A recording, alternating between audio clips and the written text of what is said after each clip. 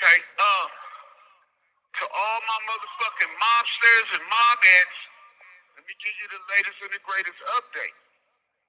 Here's the game. First and foremost, I'm calling out Asia Wilson, Chelsea Gray, Derek Carr, Devontae Adams, out here in Las Vegas, the superstars of Las Vegas. What y'all got to do is pay attention to what's going on, because everybody in your family or extended family, they're not rich. They probably don't have the means to pay for proper representation. They come down here at this slave plantation because they're playing games with the judicial system. And I'm urging you four people that I just called out, y'all got to come together and get Aaron Ford out of there. You got to get Steve Wilson out of there. And if this judge don't act right, you got to get her out of there. Michelle Levy, you got to get her out of there. Because here's the totality of it. If they can sit there and allow this prosecutor, Mark DiGiacomo, to play these power games with a man's freedom, with a man's life, where you can take his lawyer, you can put a lawyer on the stand and testify, where you can manufacture evidence, where you can bring people and knowingly, willingly put perjured testimony on the record, and you allow this man to operate like that, got to get them out of there. You got to say something. That's why they threw this court date off. Now that I sit here and I think about it, as I was doing some mental gymnastics, and I'm sitting thinking and I'm pondering this shit.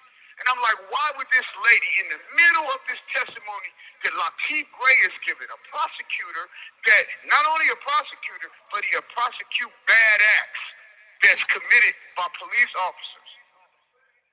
He's internal affairs. And if it wasn't for Lateef Gray, I wouldn't be in this position to say what I'm saying right now. Get them out of there. You stop this man's testimony, and it's not even, it ain't even lunch, it ain't even 12 o'clock when this happened. And then we're talking about you got a court date at 1 o'clock. Where? On a Friday. When? So it's a blessing that Adrian Lobo want to get involved in this. And I'm going to let Wolf Lady in. And the reason why I'm going to let Wolf Lady in, because I know that Wolf Lady will look into the fact, was the prosecutor and the judge corresponding on computer during the court. Because they knew they was losing. Listen to me. They was losing. And I'm talking about, it was one of those fights where Tyson and Buster Douglas in Tokyo, where it's a shock over the nation. That type of shock. The heavyweight title is on the line. They was taking a beat. Leave Antoine Mouton the fuck alone. Any nigga that's out there, you leave that nigga alone. Period. Because his daddy came with honor and integrity. And he put it in his son. He ain't that bright. Antoine Mouton ain't that bright. That nigga, if you ever have a conversation with him or hear him talk, you will see that his elevator is on garage, stuck. He can barely put a sentence together, and I don't know how this nigga is pimping. Well, it explains why he pimping and pandering on minors. Because this nigga is a kid in the brain. He's not that smart. So, with all that said, man, this is just a temporary setback for a legendary comeback. You cannot stop what God has put in effect that's making it happen. And like I've been telling them, once I let go and let Allah in this chess game, it ain't about me no more. They playing chess with God, and the real was revealed. It ain't nothing they can do about this. But it's something that you can do about it, especially the people in Las Vegas. Y'all got to get them out of there. It ain't just about me. It ain't about me. It's about us, the black and brown folks, the poor white people. This man is in there operating reckless. Period. It ain't even no other way to describe it. I wish you could have saw this. I mean, The way these events took place and the way that everything unfolded, it was like, it had me humble because I knew that Allah was shining a light on me, that he was really favoring me, which I always knew. Because for 16 years, I made salat every morning before sunrise. I never missed a Ramadan, and I completed the Ramadan. Sometimes blessings take years. You know, that's what people lose their faith. Even when it was the worst times for me. When I didn't have no food, no phone time, or hygiene, I still made salat. I still gave Allah his props. I never stopped praying. No matter what they do to me or where they send me at, one thing they can't do is stop me from communicating with Allah. And that happened. And justice shined that day.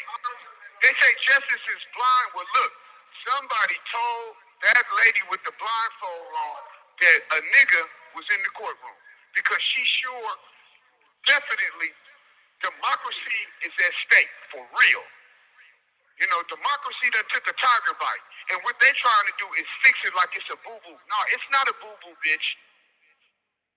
It requires reconstructive surgery.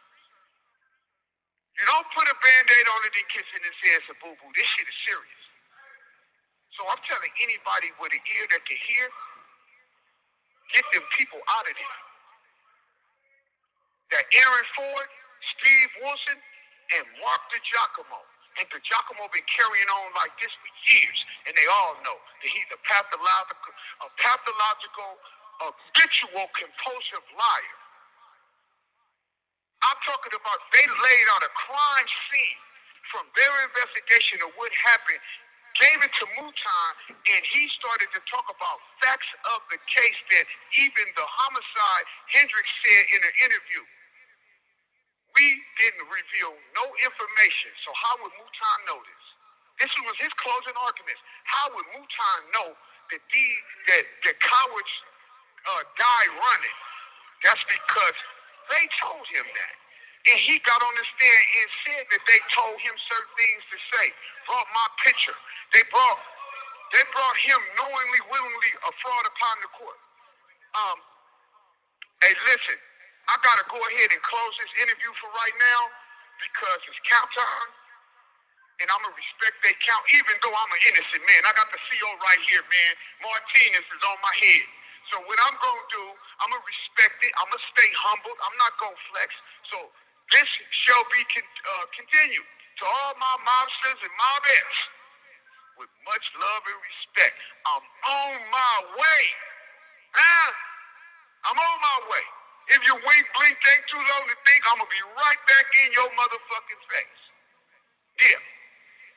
I'm out of sight, but I ain't out of touch. And with that said, I love you so much. I'm on my way.